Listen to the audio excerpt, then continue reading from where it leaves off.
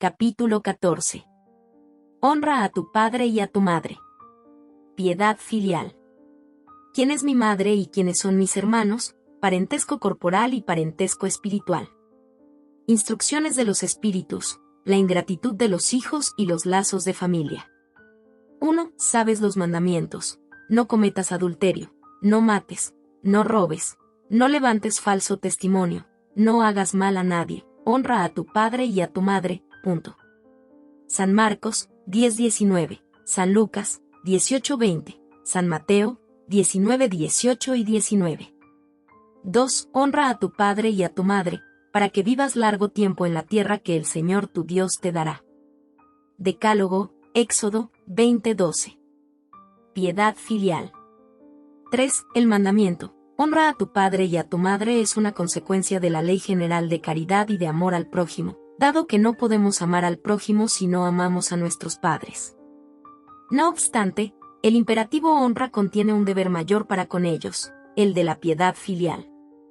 Así, Dios quiso mostrar que en el amor a nuestros padres debemos incluir el respeto, las atenciones, la sumisión y la condescendencia. Eso implica la obligación de cumplir para con ellos, en forma aún más rigurosa, todo lo que la caridad nos ordena en relación con el prójimo en general. Ese deber se extiende, naturalmente, a las personas que hacen las veces de padre y madre, y que tienen tanto más mérito cuanto menos obligatoria es su devoción. Dios castiga siempre con rigor cualquier tipo de violación a ese mandamiento. Honrar al padre y a la madre no significa solamente respetarlos, sino también ampararlos en la necesidad, proporcionarles reposo en la vejez, y rodearlos de cuidados, al igual que ellos lo hicieron con nosotros durante nuestra infancia. La verdadera piedad filial se demuestra, sobre todo, en relación con los padres sin recursos. Cumplirán ese mandamiento los que suponen que realizan un gran esfuerzo porque dan a sus padres estrictamente lo necesario para que no se mueran de hambre, mientras ellos no se privan de nada. Cumplirán si los relegan a la habitación más pequeña de la casa, solo por no abandonarlos en la calle, mientras reservan para sí mismos la mejor y más confortable. ¿Cuántas veces lo hacen de mala voluntad y los obligan a pagar caro lo que les resta de vida, descargando sobre ellos todo el peso de las tareas domésticas? ¿Corresponderá a los padres, ancianos y débiles, servir a los hijos jóvenes y fuertes? ¿Acaso la madre les cobró la leche cuando los amamantaba, tomó en cuenta sus vigilias cuando ellos estuvieron enfermos, o todo lo que debió caminar para conseguir lo que necesitaban? No, los hijos no deben a sus padres indigentes nada más que lo estrictamente necesario. Les deben también, en la medida de sus posibilidades, las pequeñas satisfacciones de lo superfluo, la dedicación, los amorosos cuidados, que apenas son el interés de lo que recibieron, el pago de una deuda sagrada. Esta es la única piedad filial que Dios admite. Ay, pues, de aquel que olvida lo que debe a quienes lo ampararon en su debilidad, que junto con la vida material le dieron la vida moral, y que muchas veces se impusieron duras privaciones para garantizarle el bienestar. Ay del ingrato, porque será castigado con la ingratitud y el abandono. Será herido en sus más caros afectos, en ocasiones incluso desde la vida presente, pero con certeza en otra existencia, en la que habrá de padecer lo que haya hecho padecer a los otros. Es cierto que algunos padres menosprecian sus deberes y no son para sus hijos lo que deberían ser. Con todo, a Dios le corresponde juzgarlos, y no a los hijos. No corresponde a estos censurarlos, porque tal vez hayan merecido que sus padres fueran de ese modo. Si la ley de caridad establece que el mal se pague con el bien, que haya indulgencia para con las imperfecciones ajenas, que no se hable mal del prójimo, que se olviden y perdonen sus faltas, que se ame incluso a los enemigos, cuanto mayores no habrán de ser esas obligaciones en relación con los padres. Los hijos deben, pues, adoptar como regla de conducta para con la madre y el padre todos los preceptos de Jesús relativos al prójimo, y tener en mente que todo procedimiento censurable en relación con los extraños es todavía más censurable en relación con los padres, y que lo que tal vez no sea más que una simple falta en el primer caso, puede convertirse en un crimen en el segundo, porque entonces a la falta de caridad se suma la ingratitud. 4. Dios ha dicho: honra a tu padre y a tu madre, para que vivas largo tiempo en la tierra que el Señor tu Dios te dará, porque Él promete como recompensa la vida en la tierra y no la vida celestial. La explicación se encuentra en esta frase, que Dios te dará, la cual, suprimida en la fórmula moderna del Decálogo, altera su sentido. Para que comprendamos esas palabras, es preciso que nos remitamos a la situación y a las ideas de los hebreos en la época en que fueron pronunciadas. Ellos todavía no comprendían la vida futura. Su visión no se extendía más allá de la vida corporal. Tenían, pues, que ser impresionados más por lo que veían que por lo que no veían, razón por la cual Dios les habla en un lenguaje que está más a su alcance, como si se dirigiera a niños, y les muestra en perspectiva lo que puede satisfacerlos. Los hebreos todavía se hallaban en el desierto, y la tierra que Dios les dará es la tierra prometida, el objetivo de sus aspiraciones. No deseaban nada más que eso, y Dios les dice que vivirán en ella largo tiempo, es decir, que la poseerán por largo tiempo, en caso de que observen sus mandamientos. No obstante, al advenimiento de Jesús las ideas de los hebreos ya estaban más desarrolladas. Había llegado la hora de que recibieran una alimentación menos grosera, de modo que el Maestro los inicia en la vida espiritual al decir, «Mi reino no es de este mundo. Allá, y no en la tierra, recibiréis la recompensa de vuestras buenas obras». Con esas palabras, la tierra prometida material se transforma en una patria celestial. Por eso, cuando Él los llama a la observancia de aquel mandamiento, «Honra a tu padre y a tu madre», ya no les promete la tierra, sino el cielo. Véanse los capítulos 2 y 3. ¿Quién es mi madre y quiénes son mis hermanos? 5. Y habiendo vuelto a casa, se reunió allí una multitud tan grande, que ellos ni siquiera podían ingerir sus alimentos. Al saber eso, fueron sus parientes para prenderlo, pues decían que había perdido la razón.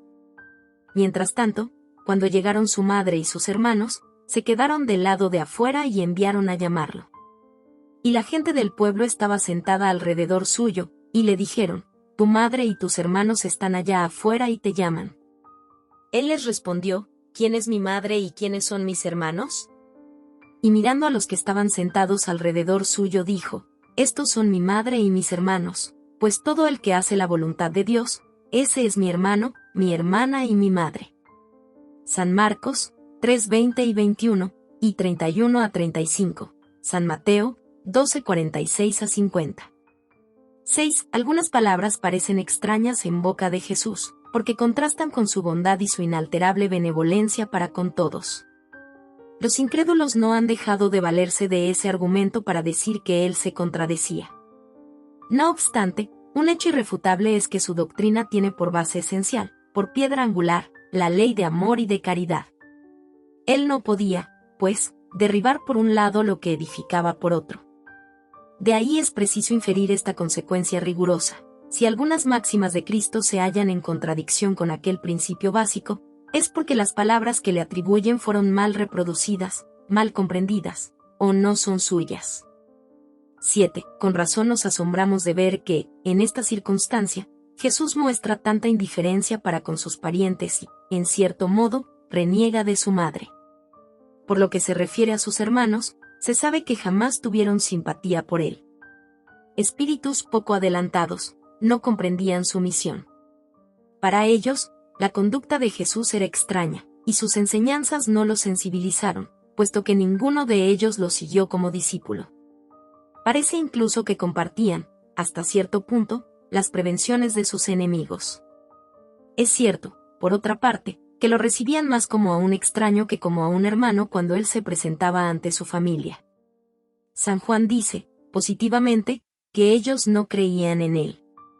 San Juan, 7:5. En cuanto a la madre de Jesús, nadie osaría discutir la ternura que prodigaba a su hijo. Pero también es preciso convenir en que tampoco ella tenía una idea muy precisa de la misión del Maestro, pues jamás la vieron que siguiera sus enseñanzas, ni que diera testimonio de él, como hizo Juan el Bautista. El sentimiento que en ella predominaba era la solicitud maternal. Con respecto a Jesús, suponer que él haya renegado de su madre sería ignorar su carácter. No es posible que un pensamiento semejante animara a aquel que dijo, «Honra a tu padre y a tu madre». Por consiguiente, Es preciso buscar otro sentido a sus palabras, casi siempre veladas por la forma alegórica. Jesús no descuidaba ninguna ocasión para impartir una enseñanza. Aprovechó, pues, la que le ofrecía la llegada de su familia, para establecer la diferencia que existe entre el parentesco corporal y el parentesco espiritual. Parentesco corporal y parentesco espiritual. 8. Los lazos de la sangre no determinan necesariamente los vínculos entre los espíritus. El cuerpo procede del cuerpo, pero el espíritu no procede del espíritu, porque éste ya existía antes de que el cuerpo se formara. No es el Padre quien crea el espíritu de su Hijo, solo le proporciona una envoltura corporal. Con todo, corresponde al Padre contribuir al desarrollo intelectual y moral de su Hijo, a fin de que ese espíritu progrese. Los espíritus que encarnan en una misma familia, sobre todo como parientes cercanos, son la mayoría de las veces espíritus simpáticos, ligados por relaciones anteriores que se traducen en un afecto recíproco durante la vida terrenal. No obstante, también puede suceder que sean espíritus absolutamente extraños unos con otros, divididos por antipatías también anteriores, las que se ponen de manifiesto en la tierra mediante un mutuo antagonismo, a fin de que les sirva como prueba. Los verdaderos lazos de familia no son, pues, los de la consanguinidad, sino los de la simpatía y la comunión de pensamientos, que relacionan a los espíritus antes, durante y después de su encarnación. De ahí se sigue que dos seres nacidos de padres diferentes pueden ser más hermanos por el espíritu que si lo fueran por la sangre. Pueden atraerse, buscarse, complacerse mutuamente, mientras que dos hermanos consanguíneos pueden rechazarse, según se ve todos los días. Es este un problema moral que solo el espiritismo resuelve mediante la pluralidad de las existencias. Véase el capítulo 4, párrafo 13. Hay, por consiguiente, dos clases de familias: las familias unidas por los vínculos espirituales, y las familias unidas por los lazos corporales. Las primeras son duraderas y se afianzan por medio de la purificación, además de que se perpetúan en el mundo de los espíritus a través de las diversas migraciones del alma. Las segundas son frágiles como la materia, se extinguen con el tiempo y a menudo se disuelven moralmente, incluso desde la existencia presente. Eso fue lo que Jesús quiso dar a entender cuando dijo a sus discípulos: estos son mi madre y mis hermanos, es decir, mi familia por los lazos del Espíritu, pues todo el que hace la voluntad de mi Padre que está en los cielos es mi hermano, mi hermana y mi madre. La hostilidad de los hermanos de Jesús se halla claramente expresada en el relato de San Marcos, pues manifiesta que aquellos tenían el propósito de atraparlo, con el pretexto de que había perdido la razón. Informado de la llegada de sus hermanos, y conociendo los sentimientos que abrigaban para con él, era natural que Jesús dijera, refiriéndose a sus discípulos, desde el punto de vista espiritual: estos son mis verdaderos hermanos. Como su madre estaba acompañándolos, él generaliza la enseñanza, lo que no implica de manera alguna que haya pretendido decir que su madre según el cuerpo nada significaba para él como espíritu, ni que solo mereciera indiferencia de su parte. Su conducta en otras circunstancias demostró suficientemente lo contrario. Instrucciones de los espíritus. La ingratitud de los hijos y los lazos de familia. 9. La ingratitud es uno de los frutos más inmediatos del egoísmo. Siempre causa indignación a los corazones honestos. Pero la de los hijos para con sus padres presenta un carácter todavía más detestable. Es especialmente desde ese punto de vista que vamos a considerarla, para analizar sus causas y sus efectos. En ese punto, como en todos los demás, el espiritismo proyecta luz sobre uno de los problemas del corazón humano. Cuando deja la tierra, el espíritu lleva consigo las pasiones o las virtudes inherentes a su naturaleza, y se perfecciona en el espacio, o permanece estacionario hasta que desea ver la luz. Muchos, por lo tanto, se van llenos de odios violentos y de deseos de venganza sin saciar. Con todo, se permite que algunos de ellos, más adelantados que los demás, entrevean una parte de la verdad. Reconocen entonces las funestas consecuencias de sus pasiones, y son inducidos a adoptar buenas resoluciones. Comprenden que para llegar a Dios, solo hay una contraseña: caridad. Ahora bien, no hay caridad sin el olvido de los ultrajes y las injurias. No hay caridad con el corazón dominado por el odio. No hay caridad sin perdón. Entonces, mediante un esfuerzo extraordinario, esos espíritus consiguen observar a aquellos a quienes odiaron en la tierra. Pero al verlos vuelve a despertarse la animosidad en lo íntimo de cada uno. Se resisten a la idea de perdonar, más aún que a la de renunciar a sí mismos, y principalmente a la idea de amar a los que tal vez les hayan arruinado su fortuna, su honor, su familia. No obstante, el corazón de esos desdichados se ha conmovido. Dudan, vacilan, agitados por sentimientos contrarios. Si predominan las buenas resoluciones, oran a Dios, imploran a los espíritus buenos que les den fuerzas en el momento más decisivo de la prueba. Por último, luego de años de meditaciones y plegarias, el espíritu aprovecha un cuerpo que se prepara en la familia de aquel a quien ha detestado, y solicita, a los espíritus encargados de transmitir las órdenes supremas, permiso para cumplir en la tierra los destinos de ese cuerpo que acaba de formarse. ¿Cuál será su conducta dentro de la familia escogida? Dependerá de su mayor o menor persistencia en las buenas resoluciones que adoptó. El contacto ininterrumpido con los seres a los que ha odiado constituye una prueba terrible, bajo cuyo peso sucumbe en algunas ocasiones, en el caso de que su voluntad no se encuentre aún lo suficientemente firme. Así, conforme prevalezcan las buenas o las malas resoluciones, será amigo o enemigo de aquellos entre los que fue convocado para vivir.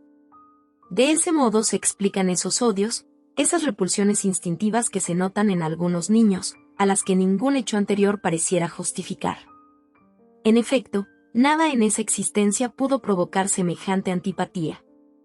Para comprender su causa es preciso que se dirija la mirada hacia el pasado. Oh espíritas, comprended ahora el importante rol de la humanidad. Comprended que cuando producís un cuerpo, el alma que en él encarna viene del espacio para progresar. Tened en cuenta vuestros deberes y aplicad todo vuestro amor para aproximar esa alma a Dios. Esa es la misión que se os ha confiado, y cuya recompensa recibiréis en el caso de que la cumpláis fielmente. Vuestros cuidados y la educación que habréis de darle favorecerán su perfeccionamiento y su bienestar futuro. Tened presente que Dios preguntará a cada padre y a cada madre, ¿qué habéis hecho del hijo que confié a vuestros cuidados? Si permaneció retrasado por vuestra culpa, tendréis como castigo verlo entre los espíritus que sufren, cuando de vosotros dependía que fuese feliz. Entonces, vosotros mismos, torturados por los remordimientos, solicitaréis reparar vuestra falta. Solicitaréis, tanto para vosotros como para él, una nueva encarnación, en la cual habréis de rodearlo con mayores cuidados, y en la que él, lleno de gratitud, os envolverá con su amor. No despreciéis, pues, al niño que desde la cuna rechaza a su madre, ni al que os paga con ingratitud. No fue él acaso el que lo hizo así ni el que os lo confió. Una intuición imperfecta del pasado se revela, de lo que podéis deducir que uno u otro ha odiado mucho, o fue muy ofendido, que uno u otro vino para perdonar, o para expiar. Madres, abrazad al hijo que os da disgustos, y decíos a vosotras mismas, uno de nosotros dos es culpable. Esforzaos por merecer los goces sublimes que Dios concede a la maternidad, enseñando a vuestros hijos que ellos se encuentran en la tierra para perfeccionarse, amar y bendecir. Pero muchas de vosotras, en vez de eliminar por medio de la educación los malos principios innatos que proceden de las existencias anteriores, alimentáis y desarrolláis esos mismos principios con una culposa debilidad, o por descuido. Más adelante, el corazón lastimado por la ingratitud de los hijos os indicará, desde esta vida, el comienzo de vuestra expiación. La tarea no es tan difícil como podríais imaginar. No exige la sabiduría del mundo, pues tanto el sabio como el ignorante pueden desempeñarla. El espiritismo viene a facilitar ese desempeño, al dar a conocer la causa de las imperfecciones del corazón humano. Desde la cuna el niño manifiesta los instintos buenos o malos que trae de su existencia anterior, y es preciso aplicarse a estudiarlos. Todos los males tienen su principio en el egoísmo y el orgullo. Vigilad, pues, las menores señales que revelen el germen de esos vicios, y tratad de combatirlos sin esperar a que echen raíces profundas. Haced como el buen jardinero, que arranca los brotes defectuosos a medida que los ve asomar en el árbol. Si dejáis que se desarrollen el egoísmo y el orgullo, no os espantéis más tarde de que se os pague con la ingratitud. Los padres que han hecho todo lo debido por el adelanto moral de sus hijos, y no obtuvieron el éxito deseado, no tienen por qué culparse a sí mismos, y su conciencia puede estar tranquila.